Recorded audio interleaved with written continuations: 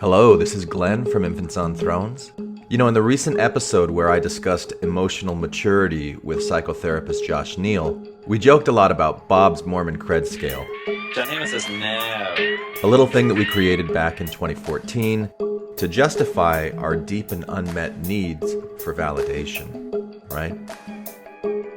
Now, I like to think of Infants on Thrones as a way of learning out loud, a place of growing and maturing emotionally, intellectually, making mistakes, learning from them, hopefully growing towards greater understanding and greater compassion for every single one of us that's going through this learning out loud process. So today I'm re-releasing the original Bob's Mormon Cred Scale episode, and I'm also making the Cred Scale once again available to take for any listener interested in taking it. It kind of shocked me, actually. It's been taken 8,333 times since we first published it back in May 2014. So head over to the website, infantsonthrones.com, if you'd like to discover your own Mormon cred, and sit back and enjoy this blast from the past episode as Bob, Jake, Tom, Matt, and myself discuss Bob's Mormon Cred Scale. And by the way, I ran a transcript of this episode through ChatGPT, and I asked it to create a scale from 1 to 10 for the emotional maturity of each infant panelist in this discussion. Now, I don't really know how accurate it is, especially since it was based solely on written words without considering tone of voice, because I feel like, when I listen back to this episode, I feel like I sound pretty dismissive and judgy at times, which is not emotionally mature. But I'll tell you that I scored the lowest compared to all the other 4 infants on the discussion. So, see what I mean? Learning out loud, pretty cool, huh? Anyway, I'll be breaking this down a bit more on a Patreon-only sharing time episode, so if you'd like to support this podcast and you're interested in hearing more about the Mormon Cred Scale, including the listener essay that originally inspired it, come and support the podcast on Patreon. I greatly appreciate it.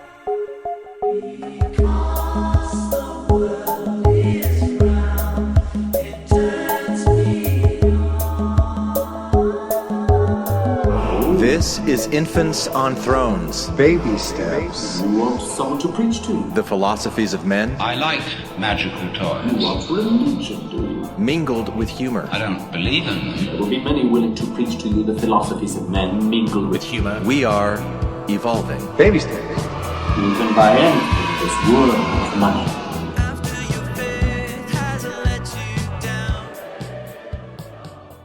Look for the good in everything. Look for the people who will set your soul free. It always seems impossible until it's done. Look for the good in everyone.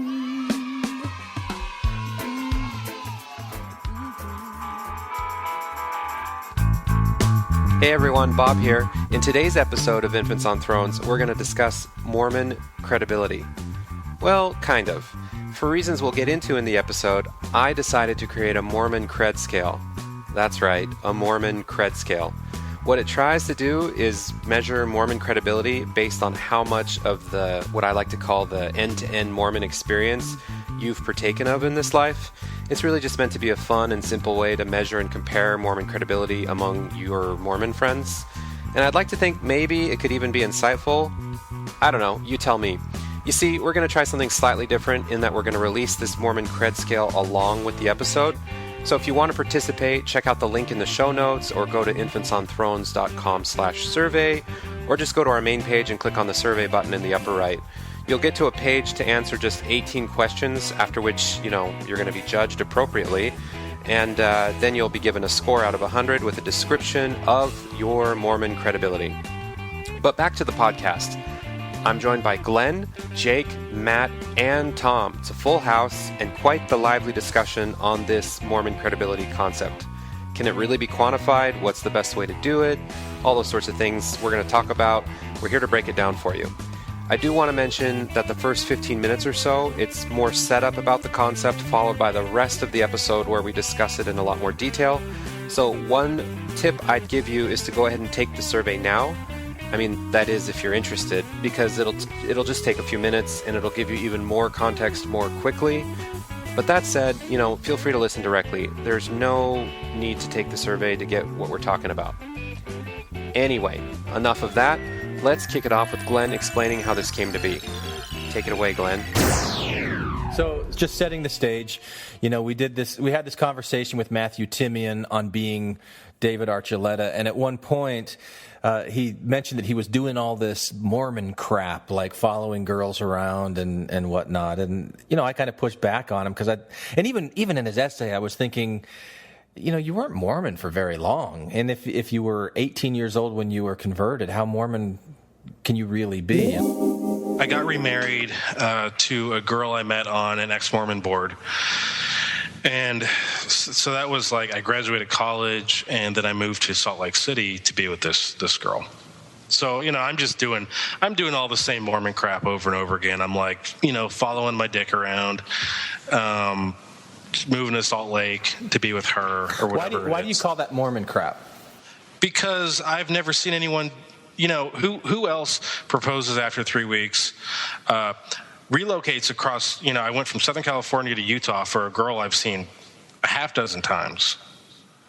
I'm like up and rooting my life for someone I barely know, and it's just for a girl. And other people do it too, so maybe it isn't right calling it Mormon crap. But here's kind of the, and I'm saying this kind of tongue in cheek, kind of the issue that I take.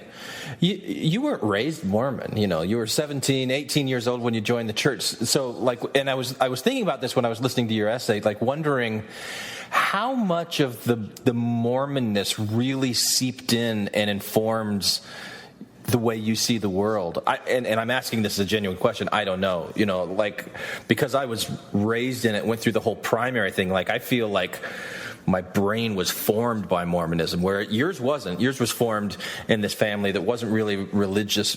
But then you joined, you were a member for a few years, and then you weren't. So, how impactful was that few years of Mormonism in the way that you see the world that... you're saying you did the Mormon thing of going to Utah chasing a girl.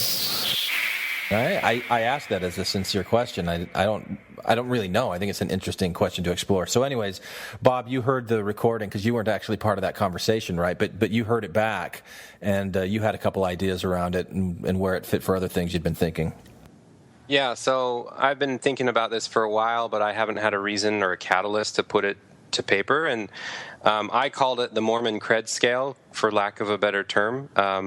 But apparently, after the conversation over email with all of you guys, I almost want to rename it Bob's Mormon Cred Scale, because you guys all you shat all over it. And you're like, no. See, that's the problem with email. You can't tell if somebody's really shitting on it or not. For me, no, I loved the idea. I just thought. I thought it needed to be more expansive. I thought it needed to cover more areas than just the heritage stuff. But anyway, we can get to that as we go. But so shit on it. So the idea is combining this phenomenon, which is just an exploitation technique for a website called BuzzFeed, where it's like, hey, which Harry Potter character are you? And people have been doing this kind of thing for years. It's just now there's people who do it for a living. But having a catchy way to have people who are affiliated with Mormonism in one way or another, active or inactive, or all across the whole spectrum, fill out some sort of fun and breezy, easy questionnaire that then gives them some kind of point ranking on a scale, which suggests how much Mormon credibility they have. And so I thought that I had it fairly well constructed in my head based on my own experiences as a Mormon, so I came up with these, it's around 15 questions. I was thinking it'd be fun for listeners and for you guys to well, first it was selfish for me because I wanted to put everyone in a box, because that's also a very Mormon thing to do, is hey, I need to know these very arbitrary things about you so then I can judge you in just the right way compared to other people who are Mormon. So that was part of the thing. So I still don't have Randy's score, but pretty much everyone else answered it. And, spoiler alert, we're all pretty credible as Mormons according to Bob's Mormon Cred Scale. Thanks, man. Yeah. So, I don't know where to take it from here, but we can talk about what the questions are, the methodology, the reason, it was defined the way it was, and then, what you guys took issue with and how it could be better, or what the best way is to determine Mormon credibility in a quantifiable way.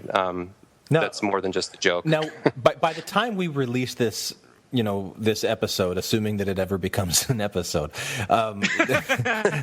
Was the intro that bad? No, but we've done Bob, this before. This sucks already. No, we've done this before. But anyway, we want to have like one of these BuzzFeed type quizzes that people could do the way that they've done surveys on the website, right? I mean, that's kind of the idea, so that we're talking about it now, and then when people get done listening to this, they'll be so excited. Right. They'll go and they'll want to see what type of a Mormon they are. Are they Hermione? Or are they Hagrid? Right. Okay. Those aren't Mormons. No. Why would You know what's wrong with those? You can, the questions are so obviously skewed to what you want to be. So, like on the Star Wars one, it was pretty easy to be Han Solo. You just have to not pick. You have to comment on being sarcastic, kind of an asshole, and not want a lightsaber. And bam, you're Han Solo. So you just made like a bad concept even worse, Matt. Thanks a lot. 'Cause I thought this BuzzFeed thing as a methodology would be sort of fun, and you're like, dude, I game those all the time. Yeah. I'm the characters I want to be. But so like what's the purpose though of the scale of the scale, Right. Okay. So the purpose, from my point of view anyway, was to categorize Mormons into three big buckets. And the individual point scores, we can get into the specifics, are kind of fun just for comparing ACT scores is fun or whatever, or GPAs, or I don't know if you guys were nerdy in that way, or whatever other metric that matters to people as they grow up, more than it should. So the three big buckets are, in my opinion, independent of whether or not you're active today, and that's part of how the scale was structured.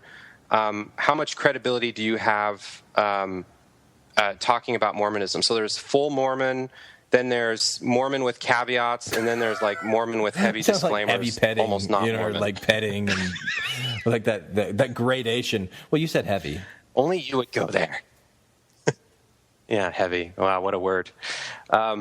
So yeah. And if you're in that third category, then it's incumbent upon you, like this guy you guys interviewed on the previous episode, to kind of lay it on thick that there are these huge disclaimers, and not to just like be hanging out with the guys and talking about Mormonism left and right, like you know what you're talking about. Like you should be a little more humble about it. So you think that my Matthew, opinion, who we talked to, didn't have enough Mormon cred to really be talking the way that he did? You think he needed to be more humble about his Mormon experience, or deferential to those of us who scored higher on the Bob Cred scale?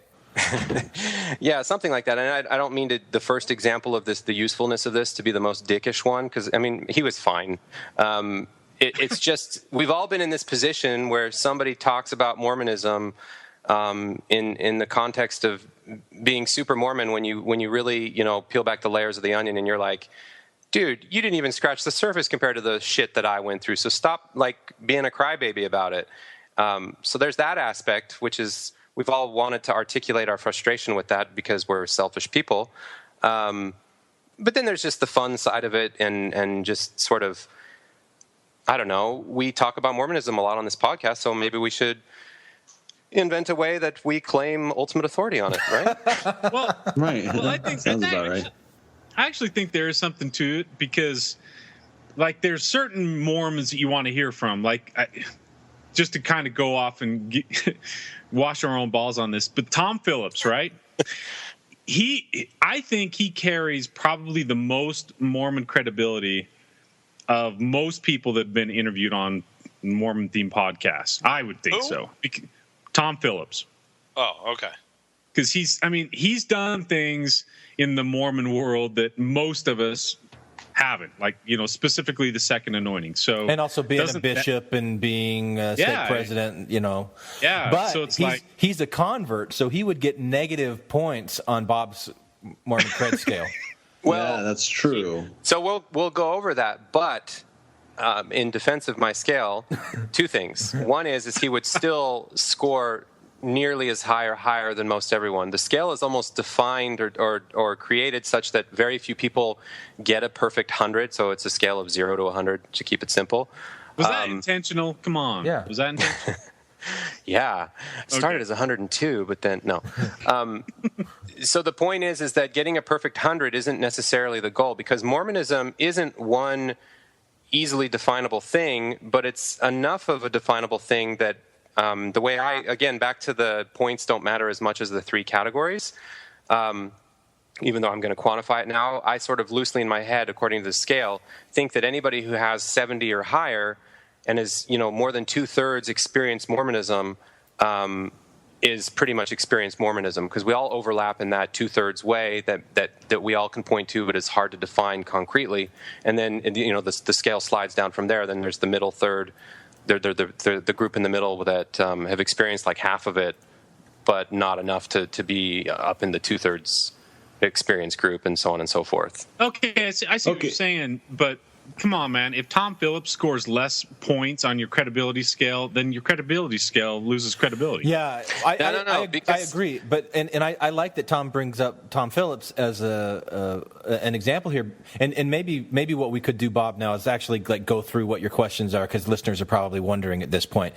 But like I got an 85 out of 100 on yours, and that may be higher than Tom Phillips, but I wouldn't give myself as much cred, but based on the things that Tom's talking about, as Tom Phillips. So that is where I feel like the scale kind of it could be enhanced. So there could be more things taken into consideration than what you've got.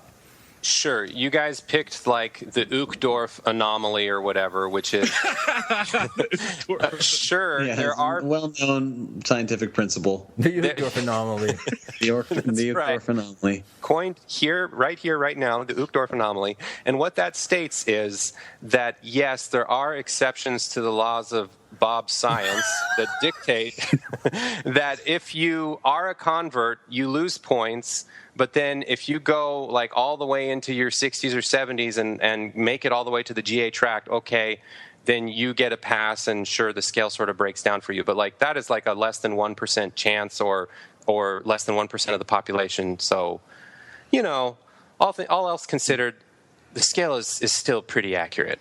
Okay, so here's my question, and maybe this will be better answered as we go into the questions themselves. But my issue that I take with it is, okay, we're talking about having experienced Mormonism, and what exactly does that mean? Does that mean does that mean participating in what is quote unquote the common Mormon experience, or is that internalizing the Mormon identity? Because I feel like those things can be different things. Right. But they should be that should be addressed. More the former and less the latter. So internalizing the Mormon identity and being like a hardcore Mormon versus a lighter Mormon isn't what this is trying to measure. It's trying to measure the end-to-end experience. So I have kind of like three criteria for what makes a good question for the scale. The first one is it's universally applicable. So to the extent possible, and Mormonism only sort of allows for this, independent of sex, nationality, race, all of those factors, everybody gets a fair shot at the same amount of points on this scale. So by definition, you don't get to claim being more Mormon because you hold the priesthood versus a woman. She still has, and maybe that's just like me trying to be like reverse sexist and make sure it's fair or something. But I'm just trying to say it's universally applicable. It's men, women, somebody in the church internationally versus somebody in the church domestically, although that doesn't quite hold true because there's some exceptions to that. But things that are part of the day-to-day, the key milestones of going through the end-to-end Mormon experience in this life. So that's criteria number one. Number two is universally accepted as something that has a certain threshold of meaningfulness. And again, this is somewhat debatable, but certain stuff isn't as relevant as other stuff. So, for instance... To Bob. Sure. Yeah. For instance, to Bob and to anybody... He decrees from on high. Yes, to anybody who has common sense, wearing a CTR ring doesn't have as much clout as going on a mission. They're both very Mormon, and you could claim that having a CTR ring defines part of this meaningfulness metric or whatever, but it's just not enough to be, and we also want, at least I wanted to keep the questions light and fun and not have it be like 100-question, Myers-Briggs sort of thing. So there's like a minimum threshold of meaningfulness, and based on those key milestones in any given Mormon's life, again, according to me. And then the third category or criteria is piece of criteria is belief type independent. So it was important to me that this scale could be used equally for ex-Mormons, liberal Mormons, conservative Mormons. So just because you doubled down as a Mormon in certain things and you had your pet project of marking up your scriptures like crazy and never missing a family home evening, that's all well and good, but there are a lot of Mormons who go through the key end-to-end experience that don't have a 6 color code system for the book of 2nd Nephi or whatever. So, I wanted this to be kind of logistical things you do, important things that are part of the Mormon experience that aren't as much defined by how passionate you are toward those things. Is it just me, or is anyone else imagining Bob with glasses on and a white lab coat as he's reading this? This is absolutely brilliant. I love this. So Bob, who keeps referring to the word or using the word pedantic in each of his emails, just spoke. Right. Thanks for that, Matt. Yeah. Bob the hypocrite, because Bob is an emailer and is a guy on a podcast. We're like 2 different Bobs. Like, and I'll take that one. So the reason I was referring to the word pedantic so much is because I felt like everyone wanted to expand the scope, and most of the reactions were like, wait a second, I didn't score a perfect 100, and it's because in my unique case, I'm more Mormon in this way. Who was like that? All of you. No one I was like that. Oh, I was not. I'm sitting there defending the guy who converted people before his mission. Right. You're telling me that he doesn't get a bump from that? That I can't. Okay. Well. Okay. We should go through the question. We should go through the list after Bob's diatribe there explaining his criterion and why he determined certain things matters and others don't. We should go through the list. Yeah. Okay. All right. What ranks or what is on the list of giving somebody Mormon cred? Yeah, so there are 18 questions. You want me to just read through them? Yeah, don't give the points. Just read through them real quick. Although, wait, before you do that, I do want to kind of comment on this whole Mormon credibility thing. Is there was a person I worked with who would basically say that I don't have any ability to criticize the church, or I can't criticize the church because I'm basically a non-believer. And I explained to that person, but I'm more Mormon than you are. I've been on a mission. I've been through the temple.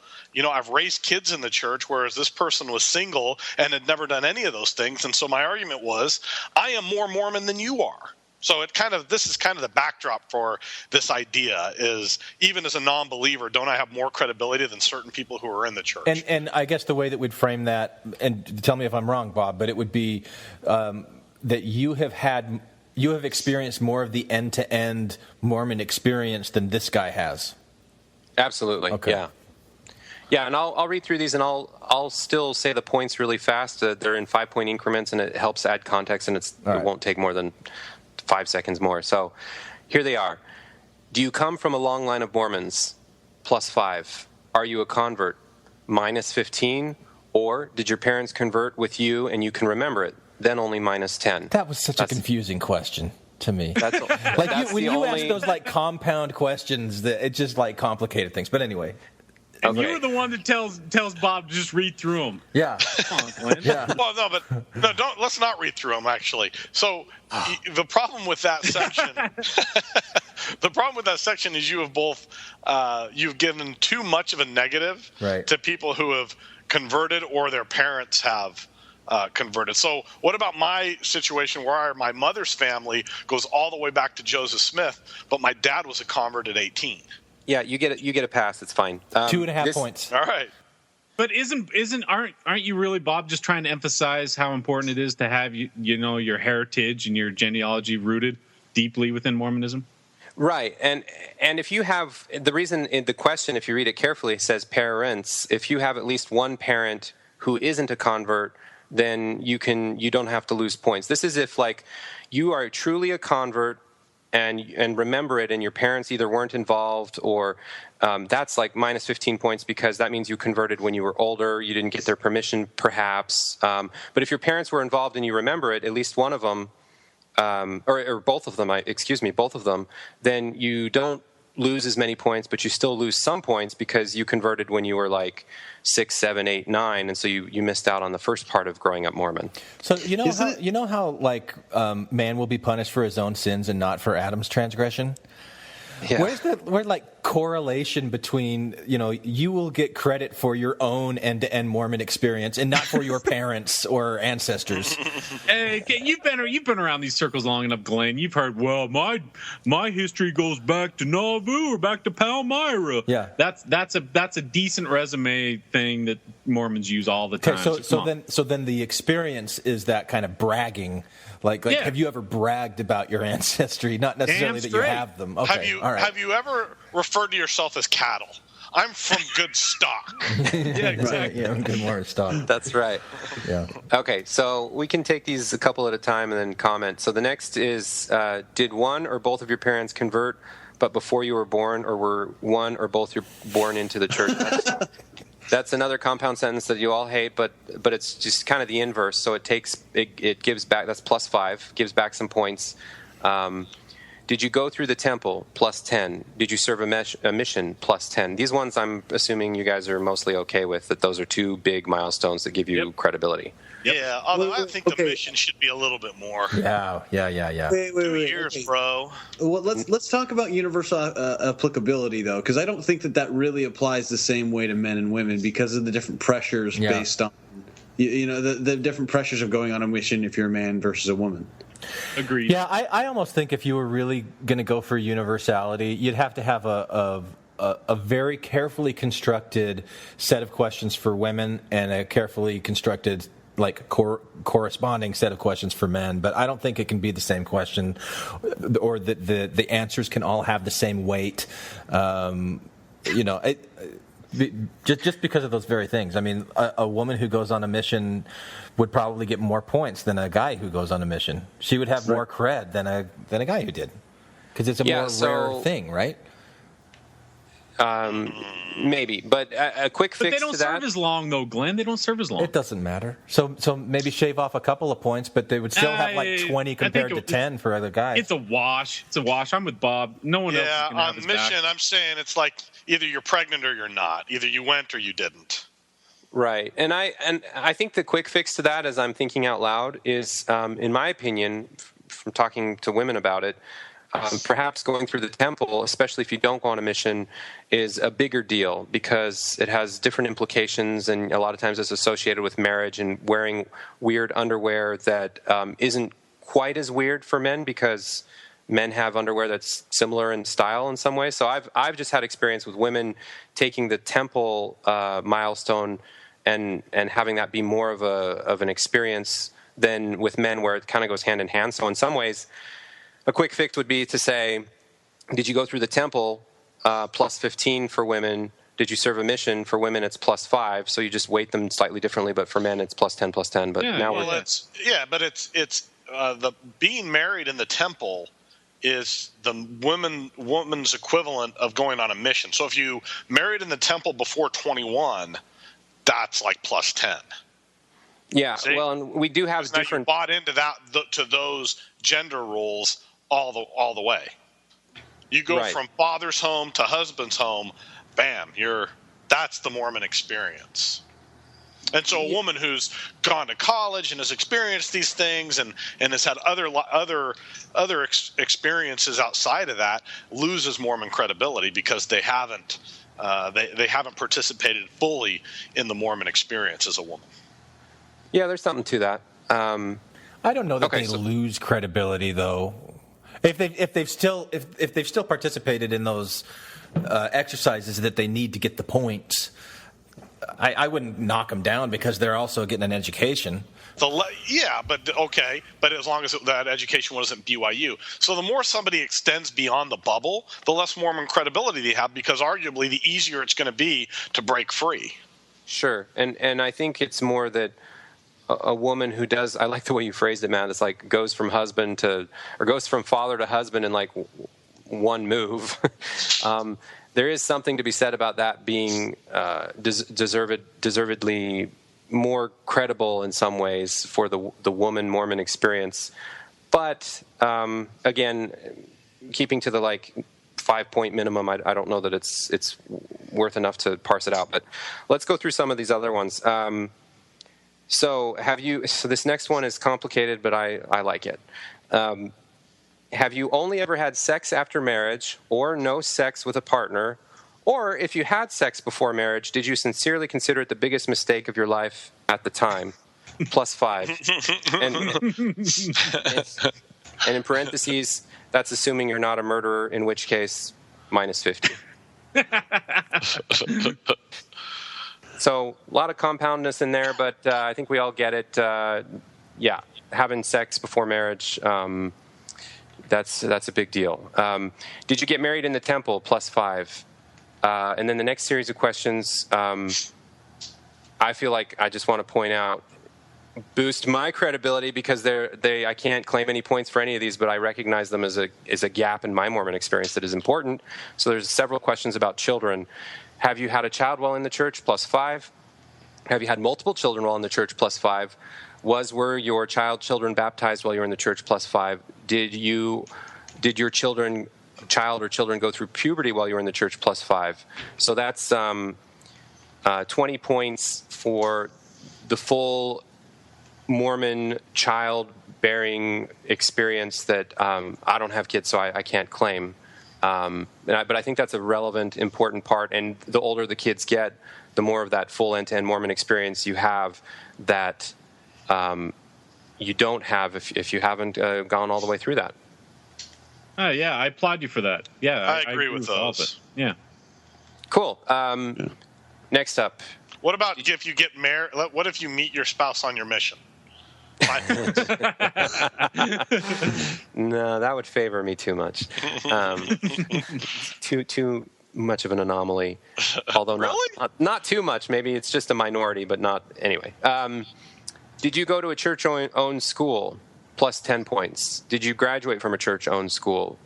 Meaning you put in 2 to 4 years. +5 points. Can you really weight the Provo BYU experience the same as BYU Hawaii? I think so. I've talked to people who've gone to BYU Hawaii. I mean, yes, there is a level of more hardcore Mormon experience, but not to the point where I'm going to parse it out and say it has to be BYU and Provo. Because BYU Idaho, I've heard also is a slightly different experience, but still fairly Mormon-y. All right. But that also, I mean, it seems to violate one of your criteria that it's not really a balanced experience going across the globe. That people, Mormons in other countries don't all have the same opportunity to go to a church-owned university that somebody. Sure they do. Really? Sure they do. Oh, okay. Yeah. So at least in my mission. All right. No, I'm just saying. Yes, they do, Glenn. Okay. All right. Okay. Decreed. All right. Once again. -5 points for me. Can I explain? You guys are great. You're like, be said. It has been said. No explanation needed, Bob. Move on. Hey, you need to back up the graduating seminary. That's got to be on there. Yeah, I mean, I was going to say that too, but it's Bob's scale, and he's been taking a lot of shit so far. So, I have answers for all of these. Just let me respond. Here's the thing. All right, go ahead. So the church-owned school one, the church, especially since Gordon B. Hinckley and the more recent years, the last 15, 20 years, has a lot of programs and a lot of support groups to get people who are international to have that full end-to-end experience. It was encouraged, and you could tell who really was going all the way with and this speaks to the trajectory of a Mormon convert. They get converted, their kids are younger, their kids get older, and if they're really doing the full end-to-end thing, even if they don't live in the States, a lot of times a church-owned school is equally weighted and really strived for, and they're really supported to get their children over to the States for that experience. So it's not as easy as if you grew up in Utah, of course, but it's still possible, and it's still something that happens all the time. And you're required. Aren't you also required to take religious courses while you attend? Yes. Yeah. That's and why aren't you required to graduate seminary if you go to a BYU school? I don't think you're required to graduate. I think you're just required to attend religious courses. Is that right, Glenn? Yeah, you have to have a certain number of credits. If I remember when I was think going, you have to graduate seminary to be eligible to go to a church-owned school. I think that's true. Yeah. No, not if you're. Well. Yeah, no, I don't know. I mean, I could be wrong with that. If you're American, I think that's the all right. Whatever. So, just case in point, my wife never went to seminary, and she graduated from BYU with all of the right religious credits. Oh, there's another Uchtdorf anomaly. I kid.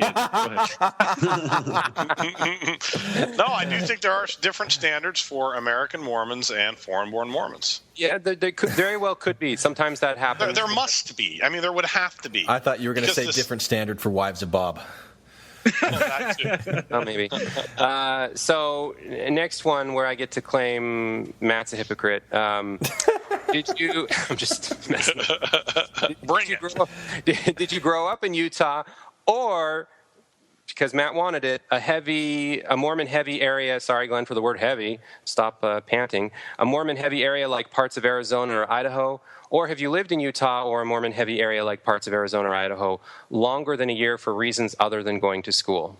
Which is bullshit. I throw the flag out on Arizona being part of this thing. Hey.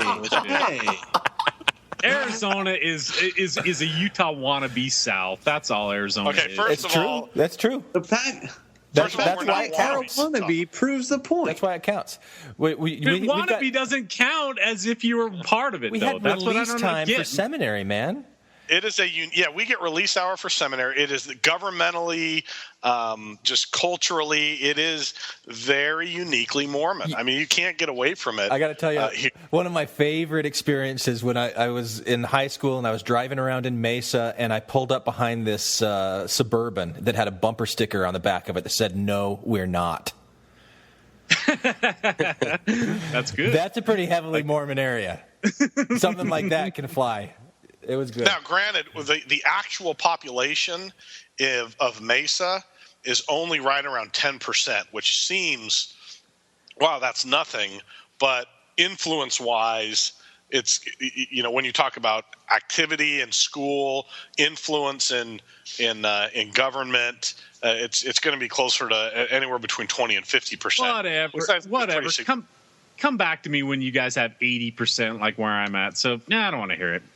Yeah, well, here's the other thing. Here's the other point, though, there is because you have so many Jack Mormons and apathetic Mormons, which makes it easier to be that in Utah. Yeah. Here, it's a bigger deal. I don't know. You're reaching. I don't know. There's more believers than there are Jack Mormons and apathetic. Yeah, come on. I didn't say there are more. I said you have a large percentage of apathetic and Jack Mormons. Okay, well, but you are like when you look at Arizona as just the Phoenix area, which arguably you probably should, but like I grew up in a town that was founded by Mormon settlers, right? I grew up in Snowflake. Well, I grew up in Show Low, Arizona, but like Snowflake, Arizona, all those places were founded by people that Brigham Young sent out. So, right, my family.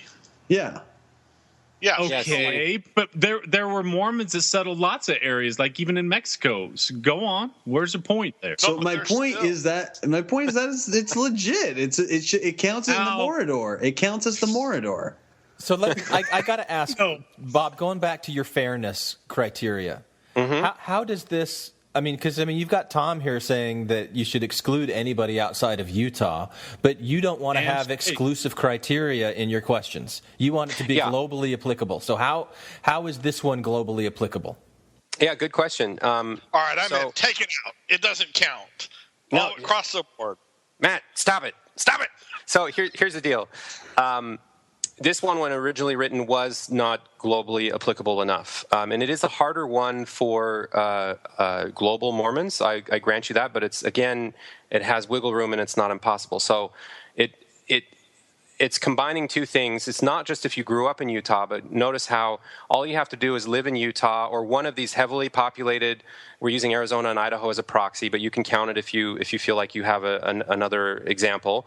All you have to do is live in a heavily populated Mormon area, predominantly Mormon, for a year or more outside of going somewhere for school, and this counts. So again, I know many converts and people from other countries who end up for lots of different reasons, job-related. Sometimes their connections are church-related, and then they get a job, and they move to Utah after having gone to school in Utah. It's not that improbable. It happens all the time that even international Mormons get their 1 year or more of living in a predominantly Mormon area. It's harder for them, but then again, I think it's fine to argue that overall it's harder for an international Mormon to have the full Mormon experience, but it's not impossible. Why are you excluding school as a legitimate reason to be living in a predominantly Mormon area? Because BYU wards are not the same as exactly. family. Yeah, there's a different experience that comes with living and going through the church school structure than living in a predominantly Mormon, I grew up or lived there type of environment independent of school, because it means you're either growing up in it or you're an adult in it, which is a different measure of extra credibility beyond the school experience. Okay. Yep. Write that down, Jake. That's decreed once again. Decreed, yes. Bob? Yes, let it be written. Yeah. Okay, next one for everyone to shit on. Okay. Did you... You could just use a few qualifiers. I really feel, perhaps, some might argue, but there's none of that. I put an asterisk after each of these questions. That's why if I just change the fucking title to Bob's Mormon Cred Scale, I don't have to do the subtle give everyone a chance thing where it's not but it's the Mormon Cred Scale. So I'll just find somebody else named Bob who agrees with me. There you go. Did you receive your patriarchal blessing +5? Yeah, bullshit on this one. What? Why? Well, because it's a relatively innocuous and just a small experience, and it's one that everybody's going to go through, at least in the States, if they're anywhere near a stake. You still got to go through the interview process. You got to be a certain age, and most believing Mormons, when they get it, it's their personal scriptures. Personal set of scriptures. Why not going through the as a kid for baptisms for the dead? That's just as significant, or just No. Baptism for the dead is not relevant to you personally. It's not something you tuck in the back of your scriptures and read to yourself when you fall asleep. Oh, but I disagree there. Like if you've done any kind of proxy work for any of your ancestors, you've got Mormon cred. In my book, in Glenn's covered, scale. That's covered in the Did You Grow Up? Yeah, it's covered where? You going through a 5-minute blessing gets the same amount of points as going on a 2-year mission. Right. Listen. That's complete bullshit. Yeah. All right, Matt's totally jaded because everyone knows good blessings are longer than 5 minutes. That's the first problem.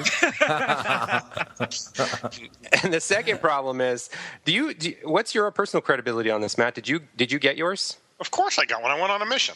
Yeah, did it suck balls, or did it tell you stuff about the future state of your life and the calling of the first resurrection and all that good stuff? Yeah, I got all Mormon cred when it comes to patriarchal blessing. I'm a leader. I'm doing all these things, but I'll go even one up. If you put my wife's patriarchal blessing and mine next to each other, it is completely different until the point that you get married, and then it almost mirrors one another. Ooh. See, you're proving why it's relevant. You know that, and it mattered to you at one point. We both have the same patriarch. But he didn't know you guys were going to get married. But here's the thing. No, he only has 2 scripts. Jake, help me out. Jake. Okay. No. Okay. It's true. So if this is about if this is about the end Mormon experience, a piece of that has to be about the feeling that you have this Mormon destiny, right, and a personalized blessing that's given to you that gives you your lineage and the future and all this stuff. I mean, that seems like it should be part of the cred. Here. I don't know if it should be the same as the mission, though. I am half the mission.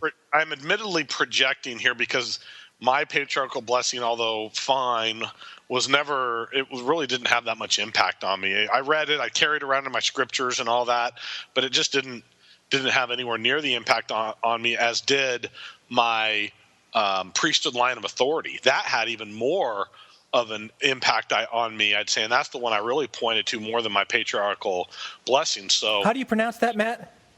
Patriarchal? Okay. Yeah, you said article. Yeah, patriarchal. I think you get Mormon cred for saying patriarchal. You get more cred for saying it wrong. Yeah, right. You can't let that. You can't let that get Michael in. Patriarchal. The patriarchals of faith. Yeah. Back to the blessing, though. I mean, this is anecdotal. Yeah, that's it. Right, there you go. Now I'm way up. Anecdotal? But my blessing was way more important because mine said that I was specific by saying that I would serve a foreign mission, and then I did. Yeah. Well, Illinois. So that anything outside of Utah to you is foreign. It sounds like. Okay. That's harsh, Tom. Man, we could do a whole episode on that. That's like you probably had. We did once. It never aired. And then I even went to my mission president because it says that I'd serve a foreign mission and I'd receive the gift of tongues for a foreign language. And hillbilly wasn't gift of tongue or whatever. But it was contingent upon your righteousness, right? And so you must have done something wrong. That's not what it said. Well, that's not what it said. It always is. It always is. It may not have said that, but everybody knows. No. My mission president said maybe what they're referencing is the mission that you haven't served yet. Oh, right. Oh, yeah. I like it. Yeah. I like it. Yes. Well, of course, that's always the answer. Right, as a couple missionary when you and Christina go out. Loophole. That's right. Okay. Yeah. So three more to go, and I feel like each of these is going to deserve a little banter. So the first one is, have you served in a calling capacity that is more than a counselor or teacher, +5?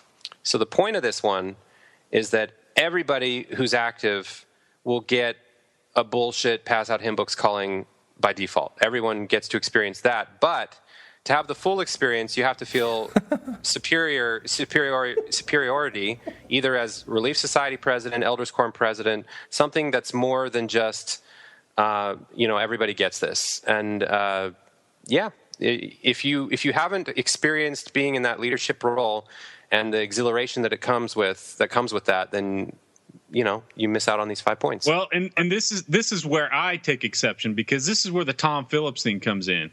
The reason why he has so much credibility is because of his leadership roles, and because his leadership roles allowed him to get the second anointing. So that's why I think if you've served in like bishopric or higher, you should get another 5 or 10 points. Oh, so you just want it to be more. Okay. Kind of the way that you did it with the children experience, like that category was like 20 points, and then you had like each one worth 5. So this would be like a scaled thing that to get that full experience would be worth a total more, but you'd have to break it down a little bit. Is that kind of what you're saying, Tom? Yeah, but also because I'm trying to think how I would do this. Yeah, but you also equated counselors and teachers.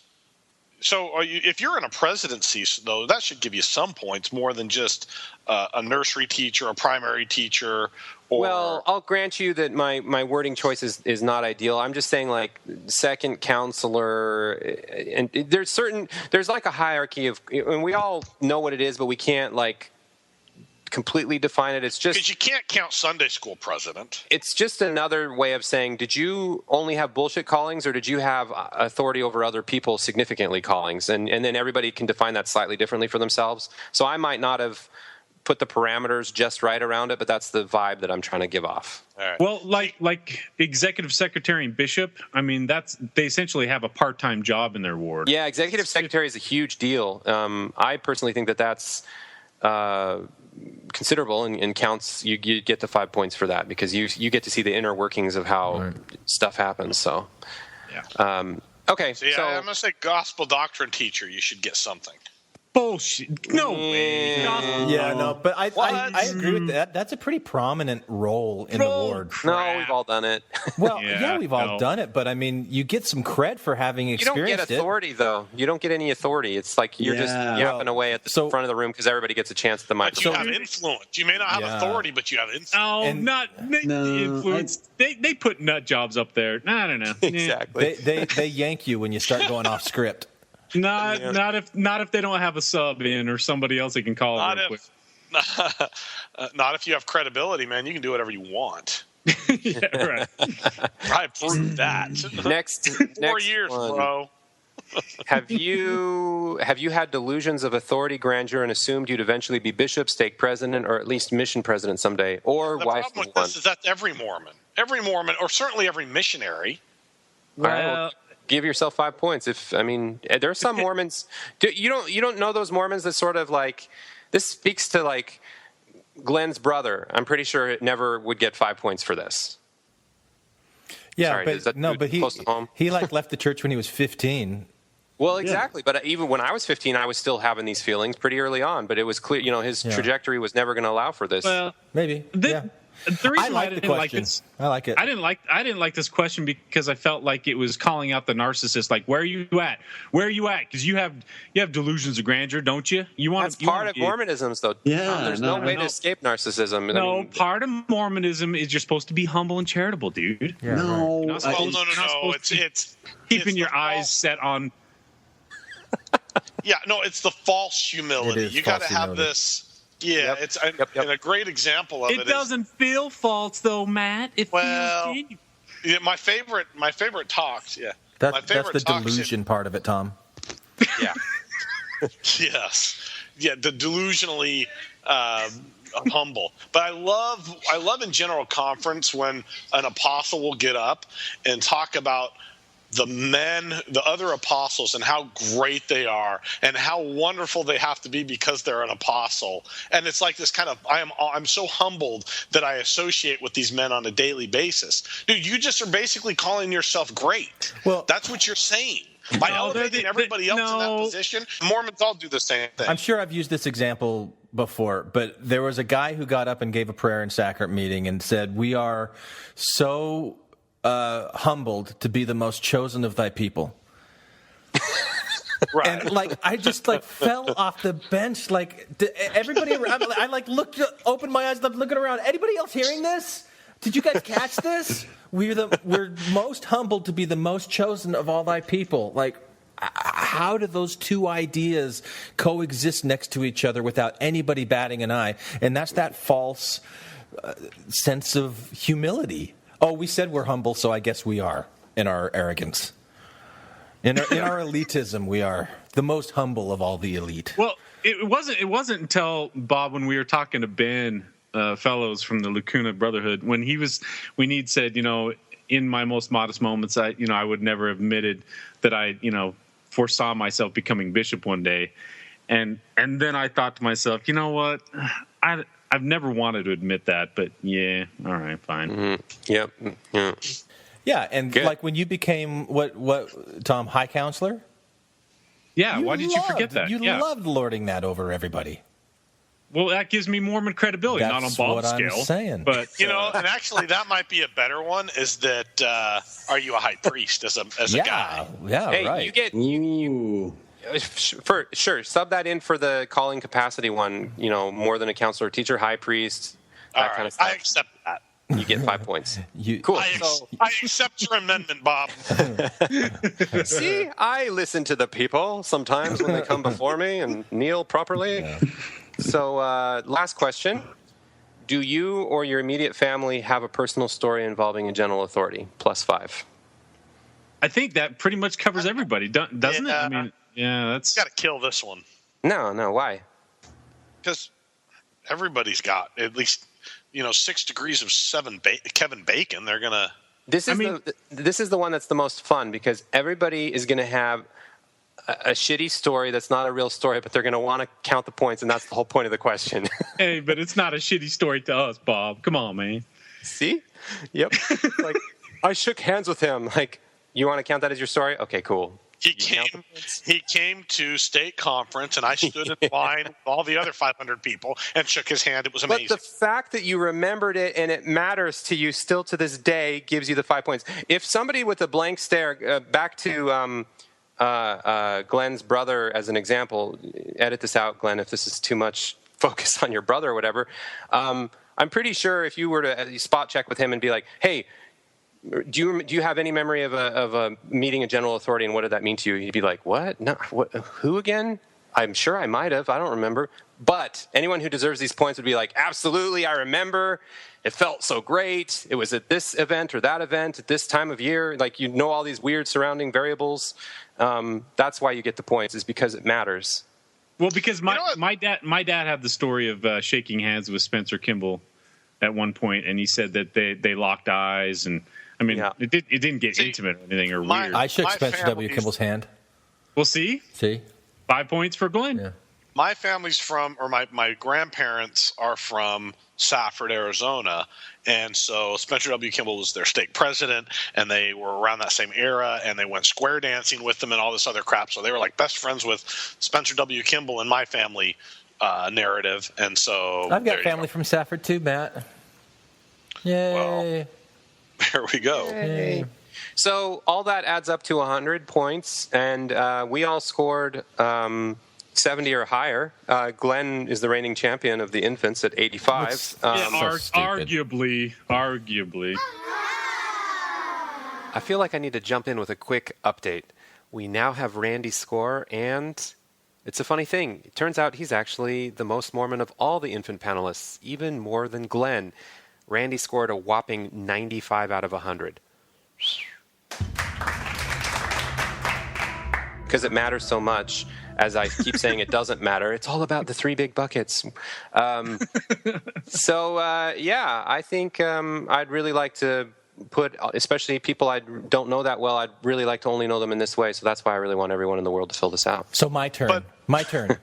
Okay, go, Glenn, go. Wait a minute. So before you get there, so is there have you ranked this, though? If you're under a certain points, then you don't get to complain when you leave. You just have to leave quietly, and you really can't. You have to leave it and leave it alone. Is that? Yeah, that's sort of. I mean, if you complain, you have to, put all the cards on the table that you only get partial credit for complaining or something. I don't want to completely take it away from you because you do have some points, but the 3 buckets were, now that you've heard how all these points add together, 70 or higher. And you're in the free pass zone, like active Mormon, liberal Mormon, conservative, ex-Mormon. You all have the same amount of credibility. 50 to 70, you're in the caveat zone of you need to disclose, but it's usually just, I'm a convert, but I still went through most everything. But even converts can be in the top category. And then 50 points, under 50 points is where you really have to be like, I only partially made it through the whole system. So when I complain, it's not as valid, and you just have to admit it to yourself. Well, see, I used to be really active in these kind of former Mormon groups here in real life locally here in Arizona. We'd have book clubs, and we had these discussions and real Ouija board sessions. Yeah, they were just really just painfully obnoxious retelling of the same story, and just we told ourselves it was cathartic and whatever. But there was a couple people. I'm a former Mormon now, it feels like. But there was always a couple people who would want to pipe up. You're so cool, man. Bag on the church. I'm so beyond this. You're so cool. It's very hipstery of me. You're very cool. Self-aware, yeah. Yes, I'm sitting here with my micro brew and my beard as I speak. But there would be a couple people that would bag on the church, and we would be very judgy towards them of, saying you don't get to. You don't get to complain. You don't get to have these same.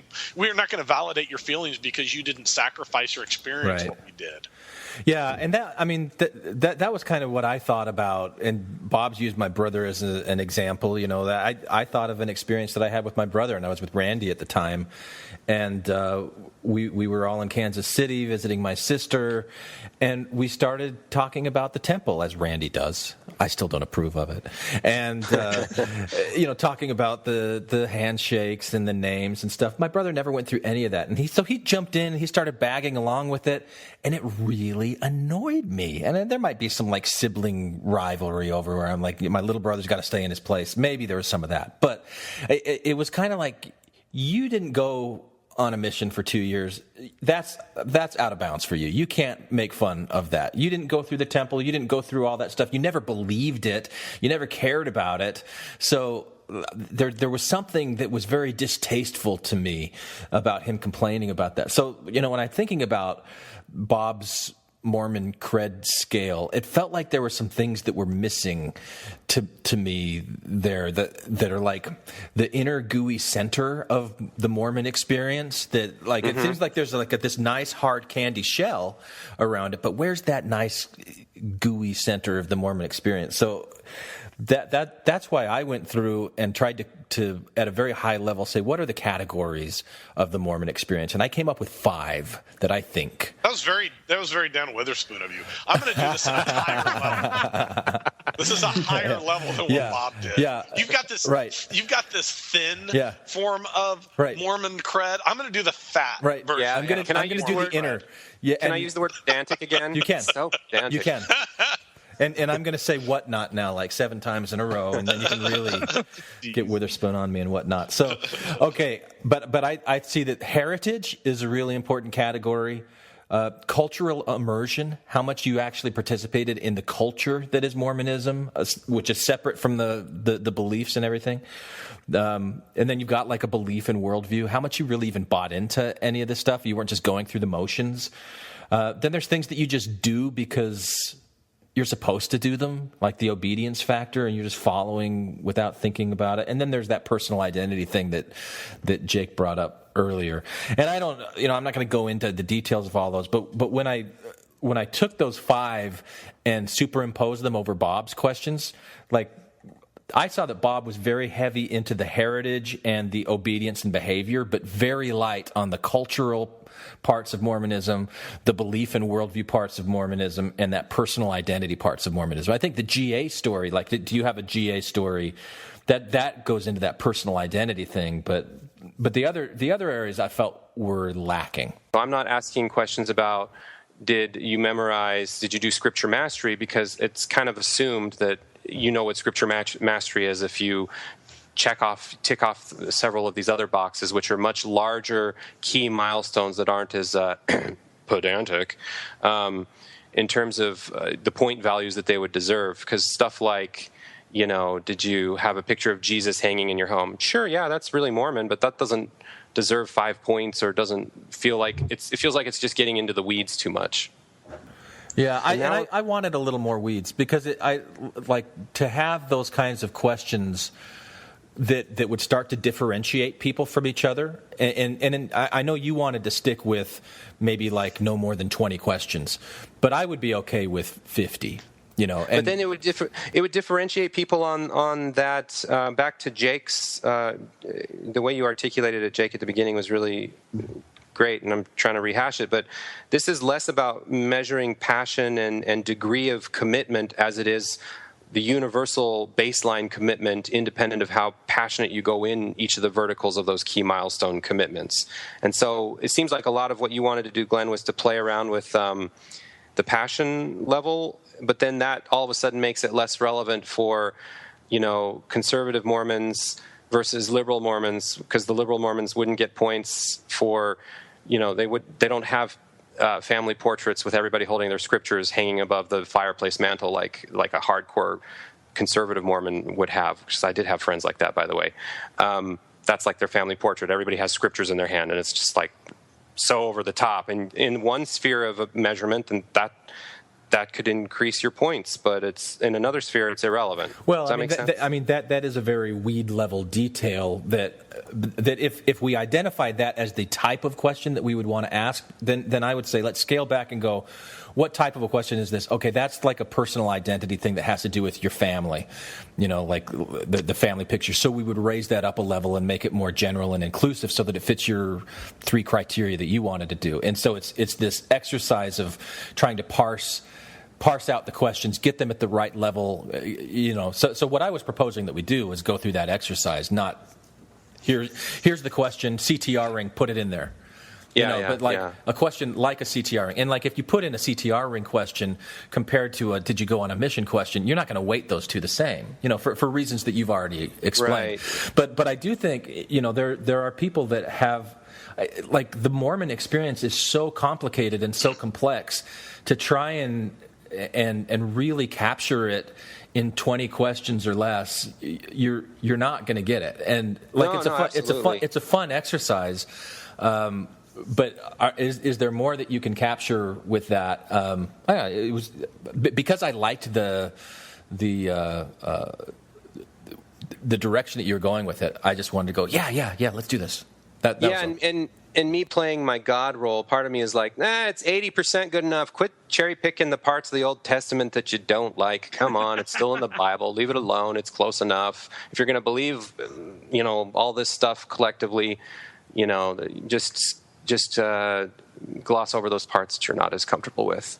And because if you, and I think, the analogy falls apart, of course, clearly in several ways, but if you look at this fun little exercise, going through it at a higher level or taking it to the next level is like, in my opinion, just making it incrementally slightly better, but it's 80% there, and I think it's fun and good enough. And that's kind of the attitude I was running with as my well, I think we've also got a very small sample size to compare, where the scores are, because and I should have done this with my wife.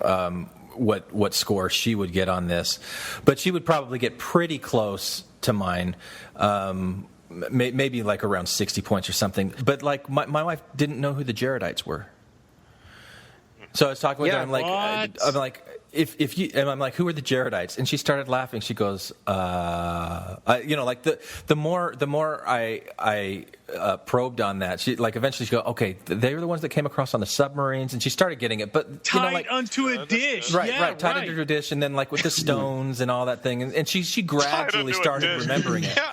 But by the way, what the hell? The submarines—that's a crazy story. Right. That's right.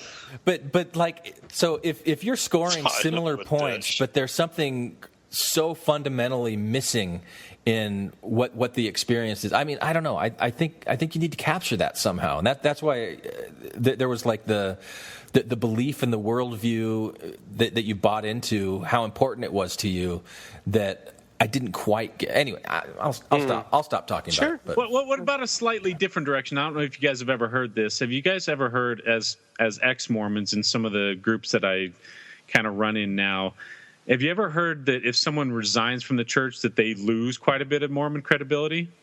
Yeah, so as a Mormon critic, they're like, well, you resigned from the church, so I'm not going to listen to what you have to say.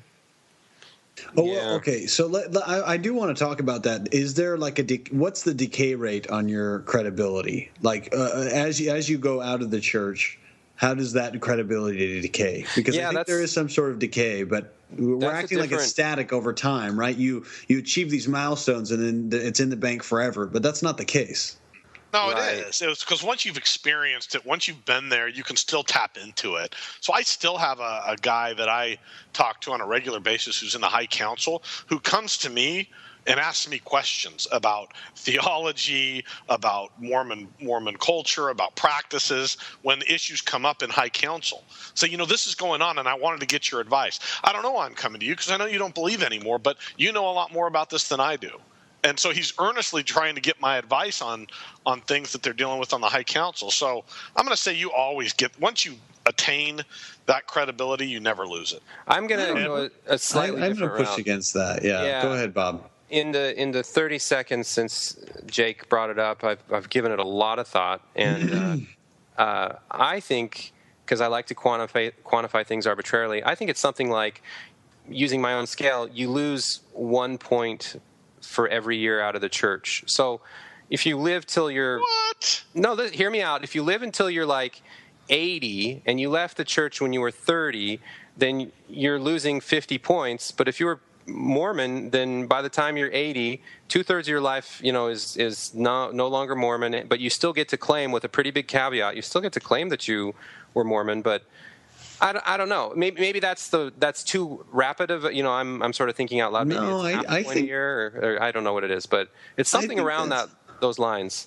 Well, the thing is, if being Mormon or experiencing Mormonism is something where, if we're quantifying it to the point where we're measuring how much you bought into it, the longer that you stay away from the mentality, the more foreign it becomes. And I'm realizing that, like, over time, like some people in my family, like the experience that Glenn talked about, where there's like, we're so humbled to be your most choice people. Like, that's not even on the radar for most Mormons. But the fact that he's been out for a certain amount of time means that he was able to recognize that as something being crazy. Well, I was still in when that happened, but anyway. But the point is, like, the farther away you are from Mormonism, the less you can really tap into that mentality. And I feel like, to a certain extent, I think there is a decay rate as the ex-Mormon cred increases.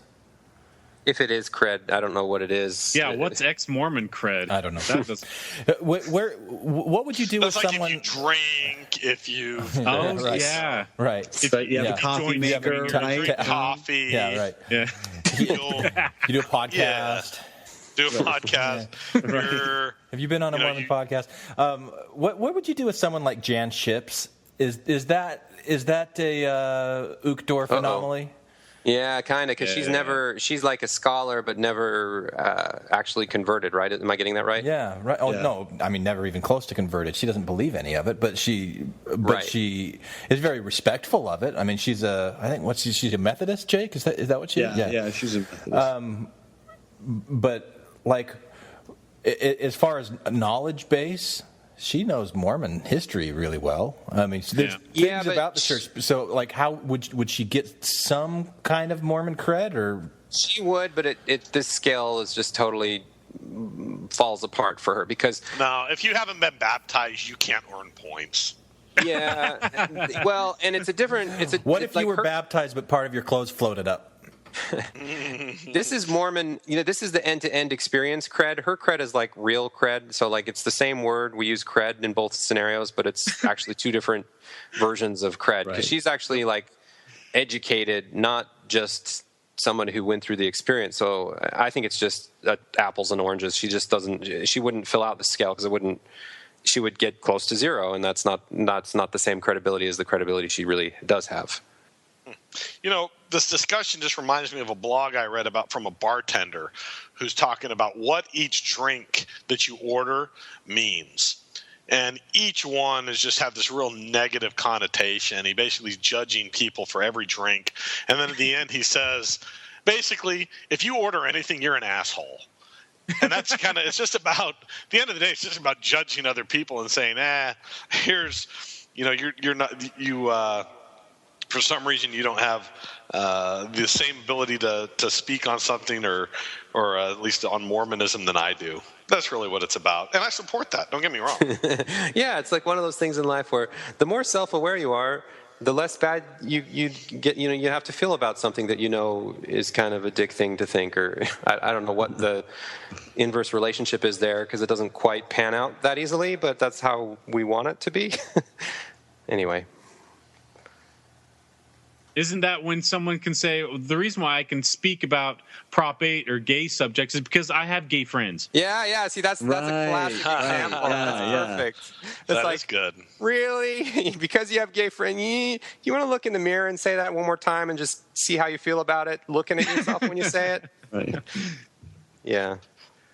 I don't know. So some of you took issue with this example when you were interviewing Matthew on that previous episode. Uh-huh. I was in the church about a year, and I had just baptized my third convert. I decided that, you know what, I want my kids to go on missions, I want my grandkids to go on missions, so I need to set the example. I can't be a hypocrite. And so I filled out the papers, and I was a member about a year and a half when I left for the Philippines. And you had baptized 3 of your friends? Is that... Before Correct. You went, okay. So you were gung ho. You thought that he should get a lot of bonus credibility for having converted friends in high school before his mission, and that somehow was like super Mormon sauce for the credibility scale. And I think that's total bullshit because it has nothing to do with the true Mormon end-to-end experience. Whoa, really? You think but of course it does. Yeah. No, not in the way that you guys want to quantify it. Wait. See, this is where you lose credibility, it's your fucking Bob. scale. The way that we want to quantify it? Well, okay. How do you not want to quantify it? Do you want it to have points or not?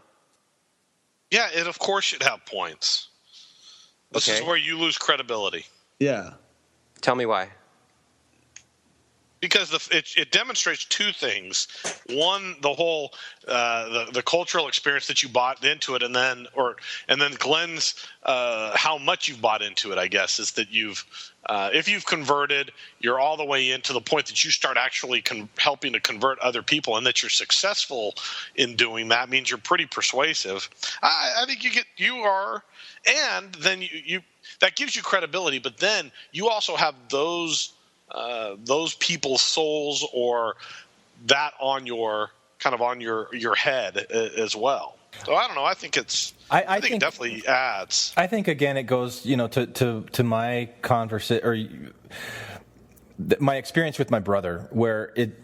And I said this in the email. I didn't say this when we were talking about it. But if he would have been bagging on scouts or deacon's quorum, passing the sacrament, things like that he actually participated in, then yes, of course he's got credibility there. I don't have the problem. It's when he's going outside of his experience and especially that it's being critical and it's bagging on. It just feels like you're being disingenuous. It feels like you're being a poser, like you just want to fit in with the cool guys, and the cool guys bag on stuff, and so we're going to bag on stuff too, and I'm cool too, huh? It's that kind of thing that I'm responding against. And if you have the experience to back up your criticism, then I'm less critical of your criticism. And so in Matthew's case, where he was only Mormon for 6 years, for me, it helps to see how much of an impact that 6 years had on his life and on his belief system, and that how much he bought into it or whatever. That he was passing that on and sharing that to other people. Now, when he's out of it and he's being critical about how much he believed and how much he bought in it and what an impact it had on his life, there's more credibility there because he really was pushing it.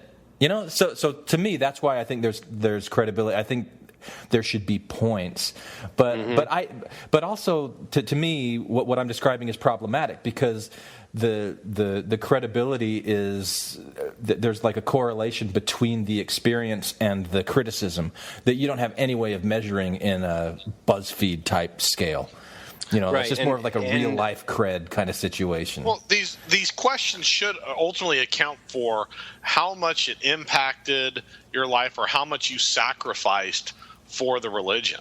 And that's really what it comes down to me, is in each of these questions should account for that. And the more it impacted or influenced you, and the way the way it impacted behavior, rather than just saying, hey, I go to church because my family goes to church, but it actually impacted behavior at school and other places. That starts getting to credibility to me. But okay, so we're talking about two different things because I don't want to. I mean, I guess I'm going to sort of play the anomaly card slightly here because I'm talking about the end-to-end Mormon experience, and but there is no single end-to-end Mormon experience, Bob. Right, and that's why nobody gets 100 points. Yeah, but okay, go ahead.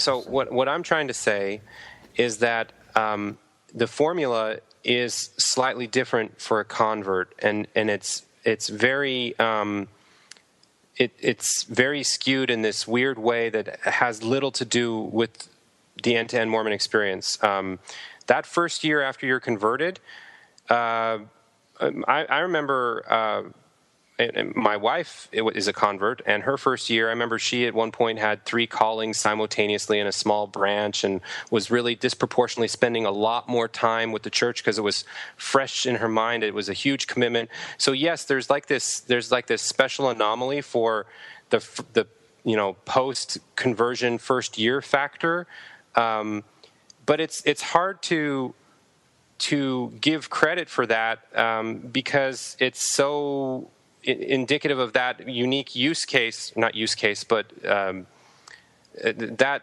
particular conversion path that isn't really, it's a minority compared to what I'm trying to measure in terms of the overall Mormon experience. It's a very unique, concentrated experience for converts that isn't really that much about the real, in this case with Matthew, the real Mormon experience is the mission. If you actually were successful in converting 3 of your friends, the only way you are that way is because you're doing something that no person in the standard end-to-end Mormon experience would do, and that is successfully convert your friends in high school. That never happens. That is like, you don't get points for that because it's not something that's part of the standard experience. See, but I think, with him, because he was only a member for 6 years, and you've got to look at the possible end-to-end Mormon experience that was available to him during that time and how much he engaged in that.